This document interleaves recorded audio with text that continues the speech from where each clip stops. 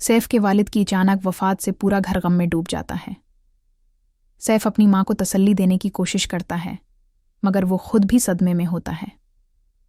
करण, जो अभी अस्पताल में है, ये खबर सुनते ही रो पड़ती है। घर में कहराम मचा होता है और हर कोई दुख और हैरत में मुब्तला होता है कि सब कुछ इतनी अचानक कैसे हो गया। सैफ अपने वालिद की तदफीन की तैयारियों में मसरूफ़ हो जाता है, लेकिन अंदर ही अंदर वो खुद को कसूरवार महसूस करता है कि शायद उनके साथ ज़्यादा वक्त नहीं गुजार सका।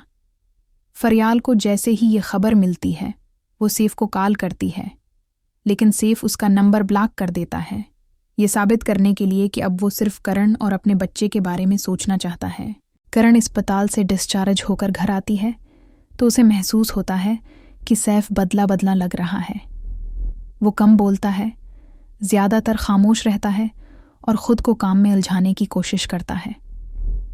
करण उसे समझने की कोशिश करती है, मगर सैफ अपनी उलझनों को छिपाने की नाकाम कोशिश करता है। चंद दिन बाद सैफ को अपने वालिद के बिजनेस के मामलात को संभालना पड़ता है। दफ्तर में जाते ही उसे मालूम होता है कि कंपनी माली बहरान का शिकार है। उसे याद आता है कि उसके वालिद ने जिस डील को मुस्तरद किया था, वही अब कंपनी के लिए ज़रूरी हो चुकी है। वो एक मुश्किल फ़ैसला करने पर मजबूर होता है। इसी दौरान करण को महसूस होता है कि सैफ की माँ अब उससे थोड़ा फासला रखने लगी है। वो पहले की तरह इससे मोहब्बत भरी बातें नहीं करती। करण को ये फ़िक्र लाहिक हो जाती है कि कहीं वो उसे अपने शौहर की मौत का जिम्मेदार तो नहीं समझ रही। प्रोमो के आखिर में दिखाया जाता है कि सैफ एक अहम मीटिंग में बैठा होता है, जब अचानक फरियाल दोबारा उसके सामने आ जाती है। वो उसे धमकी देती है कि अगर उसने उसे छोड़ने की कोशिश की तो वो ऐसा कदम उठाएगी जिससे सब कुछ बर्बाद हो जाएगा।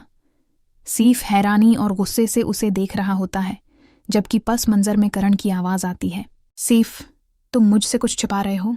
क्या सैफ फरियाल की धमकियों का शिकार हो जाएगा?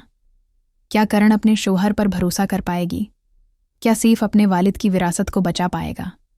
जानने के लिए देखिए हिरी ड्रामा टीवी।